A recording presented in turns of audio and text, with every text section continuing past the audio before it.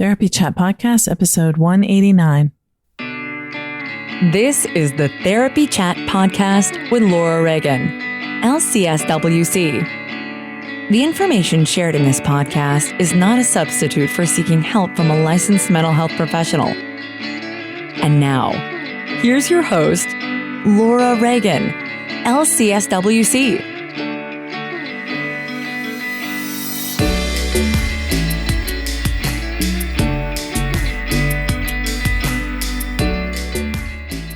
Today's episode is sponsored by Therapy Notes. When it comes to keeping your practice organized, you want software that's not only simple, but the best. I recommend Therapy Notes. Their platform lets you manage notes, claims, scheduling, and more. Plus, they offer amazing unlimited phone and email support. So when you have a question, they're there to help. To get 2 free months of Therapy Notes today, just use the promo code TherapyChat when you sign up for a free trial at www.therapynotes.com. Therapy Chat Podcast wouldn't exist without the support of its listeners.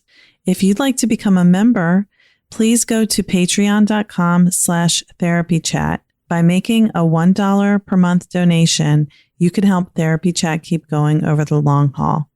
Thank you for your support. Hi, welcome back to Therapy Chat.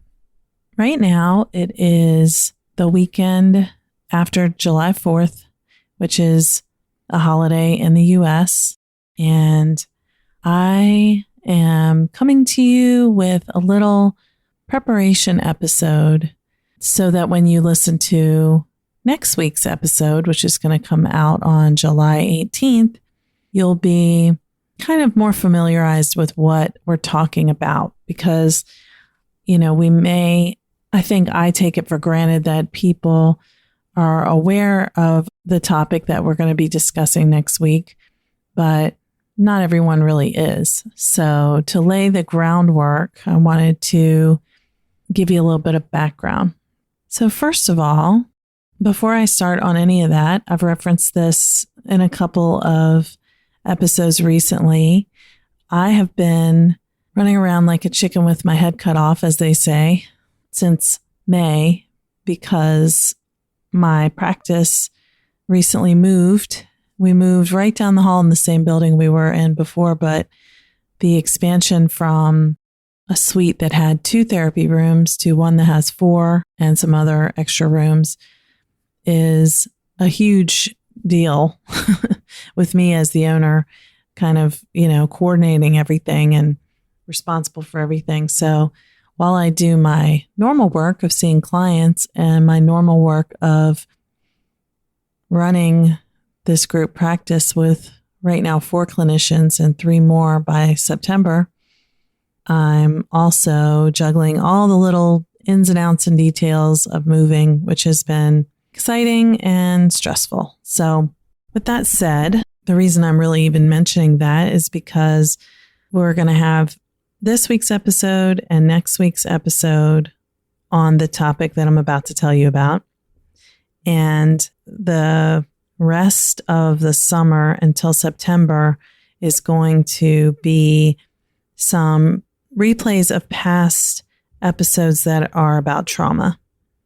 I'm always talking about trauma, but if you just started listening to the podcast recently, you've only heard what I've most recently been talking about, and there have been some really good episodes in the past. I didn't even realize until a couple people have emailed me that on iTunes, you can only listen to the 100 most recent episodes of Therapy Chat. So now that Therapy Chat has been around for a while, and you're listening to episode 189, there are 89 episodes that you can't find on iTunes. And so not everyone realizes that all the episodes are available on therapychatpodcast.com. But also, in case you don't know this, if you're a newer listener, I used to talk about it a lot, and I haven't been doing that so much lately. You can find every episode of Therapy Chat on the Therapy Chat app. So it's a free app. Unfortunately, still only for iPhones and iPads and Macs. I haven't gone to the lengths of creating an app for Android capability, but If you have an Apple product, you can find the Therapy Chat app for free on iTunes, and every episode is there. It makes it very easy to share episodes and just listen to all of them in order from most recent to the first one. Another way that you can find all the old episodes is on YouTube, but I'm going to select a few that are related to trauma and reissue them this summer for you to listen to. And when you hear what I'm talking about today and next week, I hope you'll be very interested in getting more information about trauma by listening to those past episodes. There's some real rich stuff back there. So I know I've referenced what we're going to be talking about a few times without saying what it is, but I didn't want to just casually throw it out there. What we are going to be talking about today is dissociation. Dissociation is something that many people are not familiar with, even therapists. People who are doing trauma therapy as therapists need to know about dissociation because it's a part of the trauma response. And if you don't know about dissociation and how to treat it, you're missing a huge aspect of the healing process.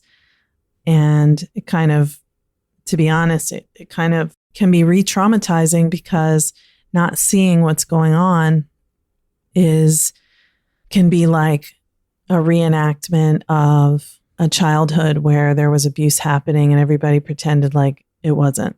So it's really important. And it's just such a huge piece of trauma work that if you don't know about it, it's time to learn.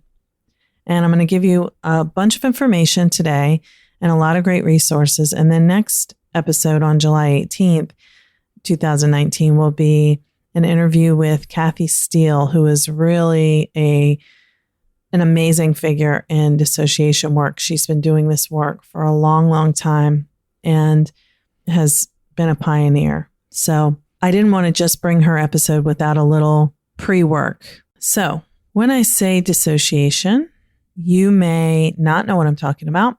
Many people call dissociation disassociation, but there's no extra A in there.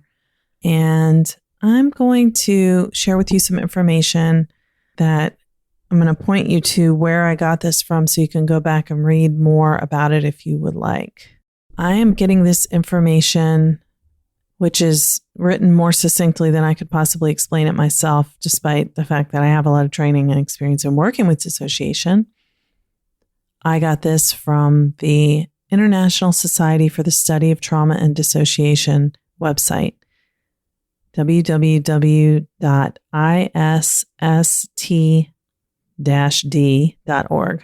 If you just look up ISSTD, you should be able to find it in Google. So first of all, what are we talking about when I say dissociation?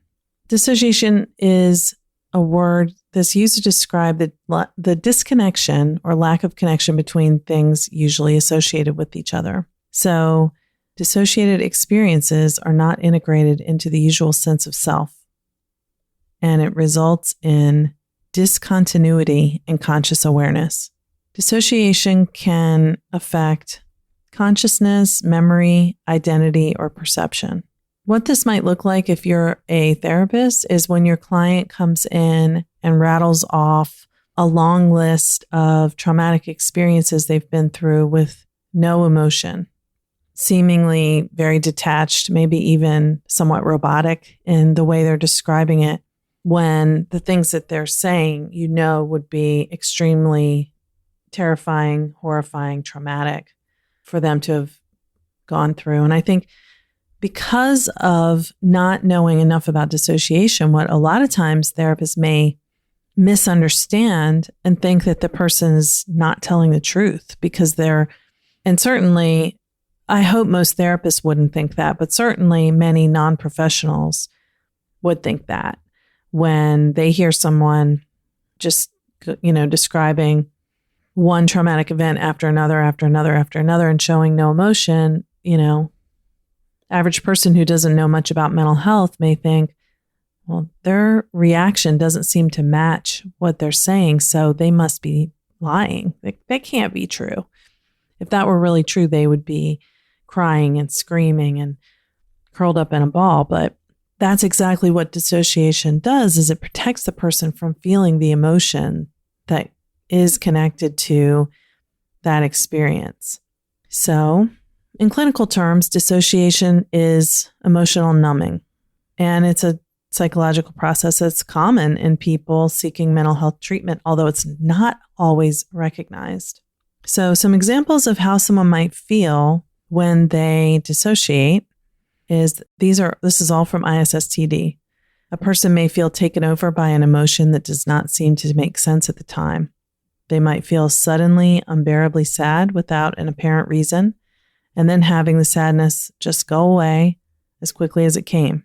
Or they may find themselves doing something they wouldn't normally do, but they can't stop themselves, almost as if they're being compelled to do it. And we've heard this in terms of parts. We've heard this in terms of who's driving the bus. Is it your adult self driving the bus, or is it your thrill-seeking 15-year-old self or 5-year-old self?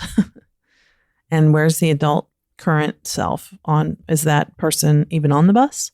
So dissociation is something that we all do unconsciously, and it's somewhat of a spectrum how much someone may dissociate, all the way from being distracted and preoccupied by thoughts and not hearing what someone's saying when they're talking to them, to losing memory of experiences, to having no memory of childhood, to all the way to the far end of the spectrum, which would be when the person has different parts of self that show up and there's no awareness between the different parts. So, there may be one state that someone shows up in and they have a conversation and they have feelings, and then, they shift to a different state and that part doesn't know the other part is there and has no memory of what happened.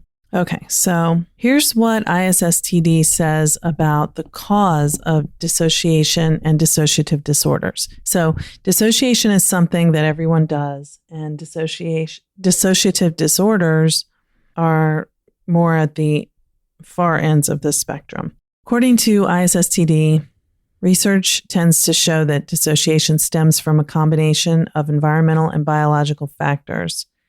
The likelihood that a tendency to dissociate is inherited genetically is estimated to be 0, it says.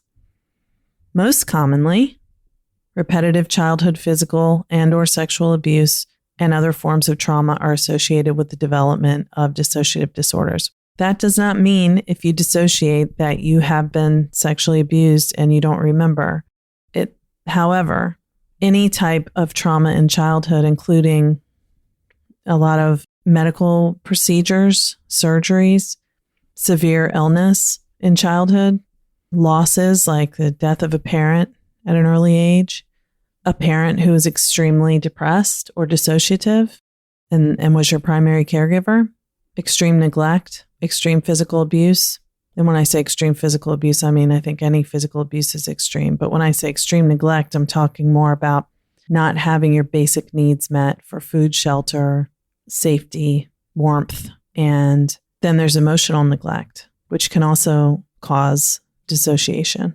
So it says dissociation may also occur when there has been severe neglect or emotional abuse, even when there has been no overt physical or sexual abuse. Children may also become dissociative in families in which the parents are frightening, unpredictable, or dissociative themselves, or make highly contradictory communications. And I've talked a lot about that here. When there's incongruence between what the parents say and what they do, that's extremely scary for children because they don't know what to believe. So the development of dissociative disorders in adulthood appears to be related to the intensity of dissociation during the actual traumatic event. So basically, when you're a child and you're relying on other people to help you when there's a crisis, if the person you're relying on is the one who's causing the crisis, for example, if they're your parent is physically or sexually abusing you, or doing something terrifying, or you're witnessing something horrifying happen that your parent is doing, like witnessing domestic violence. Dissociation is a highly adaptive coping method that a child uses to be able to bear what's happening. An absolutely terrifying situation where they feel powerless. They are powerless. The only thing they can do is go away in their mind. So that's why dissociation is a normal response to overwhelming, terrifying situations. So severe dissociation during the traumatic experience increases the likelihood of generalization of such mechanisms following the events. So the experience of ongoing trauma in childhood significantly increases the likelihood of developing dissociative disorders in adulthood. So another example is if you're a child and you live in a violent community and there's violence happening all the time and you've seen people be shot on your block and you've seen children being hurt, you've seen people being bullied, you've seen, people being attacked by a group of people or living through war, you still have to go out and play and you still have to walk to school or drive to school, get on the school bus. You still have to go about your normal life. So how does a child continue to go through their normal life when things like that are happening around them that they sense are unsafe? And that's where dissociation comes in and helps them not remember what happened so that they can continue to keep on going. Okay, so I want to give you the different types of dissociative disorders. Okay, so there are 4 main categories of dissociative disorders according to, at least as far as the U.S. mental health community goes, we use the Diagnostic and Statistical Manual of Mental Disorders, 5th edition, the DSM-5. And as imperfect as this document may be, this book may be, it's what we in the U.S. have to work with for diagnosis. So according to that, the 4 dissociative disorders are dissociative amnesia, dissociative fugue, dissociative identity disorder, and depersonalization disorder. And I'm going to give you some info on what each one is.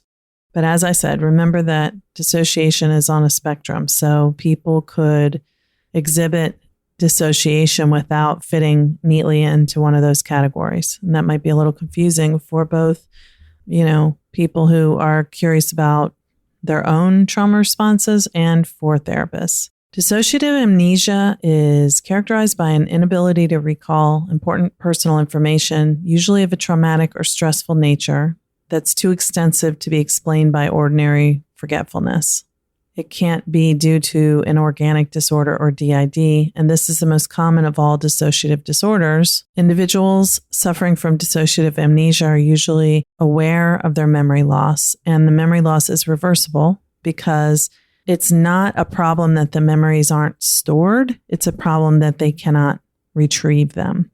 A dissociative fugue, and that's F-U-G-U-E, fugue, is characterized by a sudden, unexpected travel away from home or one's customary place of work, accompanied by an inability to recall one's past and confusion about personal identity or the assumption of a new identity.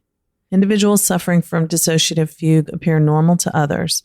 So basically, it's when someone goes out and they are presenting themselves in public as a different name and different behaviors than the one they generally present themselves with in public, and then they don't really remember it. So it can be extremely upsetting and confusing for people to find out that someone told them they saw them somewhere. Like, I saw you at McDonald's and you were carrying a squirrel and you said that you were going to get a Big Mac. And normally you're a vegetarian and normally wouldn't go around carrying a squirrel and you don't remember it. That would be pretty terrifying. And especially, if you don't remember it at all and there's a sense of like, well, what else did I do? So oftentimes when I've heard that happen to people, there will be anywhere from a day to a week that they don't recall. But for the people who saw them For example, that person who saw you at McDonald's, they couldn't tell anything was wrong other than it was odd that you were getting a Big Mac because you were vegetarian, and it was odd that you had a squirrel with you. And I'm just giving like a real random example. Okay.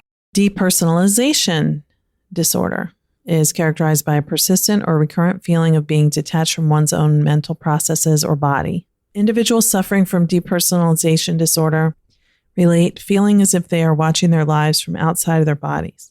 Somewhat like watching a movie, or I know it's my body, but I feel like it's not me who's there, who's inside. Individuals with depersonalization disorder often report problems with concentration, memory, and perception. And this depersonalization must occur independently of DID, substance abuse disorders, and schizophrenia. One thing that isn't mentioned here as one of the types of dissociative disorder is derealization disorder, which is the kind of the other side of depersonalization disorder, in which rather than feeling like someone is not like, I know it's my body, but I don't feel like it's me.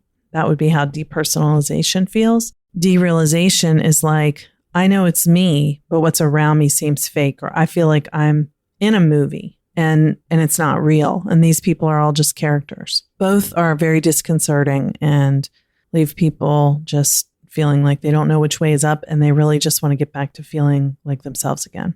Okay. So dissociative identity disorder, what we call DID, used to be called multiple personality disorder, and most popularly characterized in pop culture. Back in the 80s, there was a movie called Sybil, which had a very dramatized portrayal of dissociative identity disorder. And then more recently, there was a show called The United States of Terror with Toni Collette. That was also a depiction of dissociative identity disorder, but also, not fully accurate. I mean, Hollywood is never going to make mental health seem truly accurate, but dissociative identity disorder, DID, is the most severe and chronic manifestation of dissociation. It's characterized by the presence of two or more distinct identities or personality states that recurrently take control of the individual's behavior, accompanied by an inability to recall important personal information that is too extensive to be explained by ordinary forgetfulness. It's now recognized that these dissociated states are not fully formed personalities, but rather represent a fragmented sense of identity. The amnesia typically associated with DID is asymmetrical, with different identity states remembering different aspects of autobiographical information. And it says that there's usually a main personality who identifies with the client's real name and is not aware of the presence of other alters. The different personalities may serve distinct roles in coping with problem areas. So that is DID. And when I talk with Kathy Steele next time, she's going to talk about structural dissociation and help us understand DID better. And then there is dissociative disorder not otherwise specified, what they call DDNOS. So that is a dissociative presentation that does not meet the full criteria for any other dissociative disorder. In clinical practice, this appears to be the most commonly presented dissociative disorder and may often be better characterized by major dissociative disorder with partially dissociated self states. In terms of diagnosis, I personally think of dissociation as being a part of post-traumatic stress disorder. And if it's to the level of the separate, fragmented states that really don't know about each other, I would go ahead and give a diagnosis of DID. And if I were strongly suspecting that someone had DID, but they didn't quite meet the criteria, I may diagnose DDNOS. So the information here about the prevalence of dissociative disorders is, I think, a little, it's just somewhat incomplete, because some people say that dissociation and DID is so rare that, you could practice for 30 years and never see someone who has DID. But I think it's a lot more prevalent than we realize, and it's just not being identified accurately. So there are estimates that dissociation occurs in approximately 2 to 3% of the general population, up to 10%. It says that approximately 73% of individuals exposed to a traumatic incident will experience dissociative states during the incident or in the hours, days, and weeks following. But for most people, these experiences will subside on their own within a few weeks after the traumatic incident subsides. However, if they try to go back and recall that incident, will they be able to? I think that's an important question. So ISSTD has data on the prevalence of dissociative disorders and also what types of treatments have been studied in working with dissociative disorders. I am going to give you some resources. I think right now this is pretty deep to ponder already. And we're going to talk more next time with Kathy Steele, but I want to give you some resources to get more information, including a surprising and incredible resource, I think, that I can't wait to share with you. So first of all, I've mentioned ISSTD a couple times. I'll put a link to their website in the show notes. There's a book called Wisdom, Attachment, and Love in Trauma Therapy by Susan Pease Banitt, LCSW, and she also is the author of the Trauma Toolkit book. You may remember Susan was a guest on Therapy Chat. Can't believe it's already been a long time back. I think it was last year. I'm looking to see.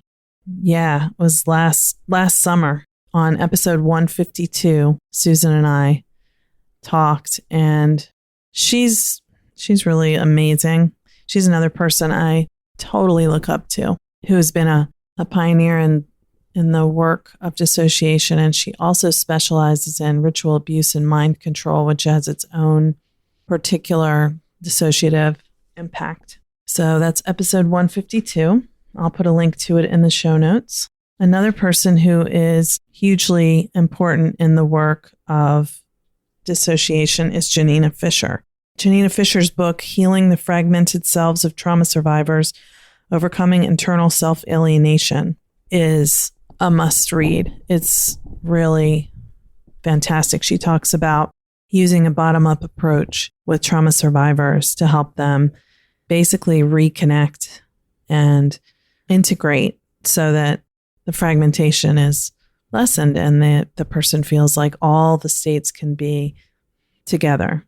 There's so many great people who have done this work, and I can't name them all right now, but Babette Rothschild has done a lot in the trauma world, and her books are really important in this field as well. Of course, also sensory motor psychotherapy, Pat Ogden, and Pat Ogden's two books, Sensory Motor Psychotherapy and Trauma in the Body. I'll put links to those in the show notes too. It's a lot to read.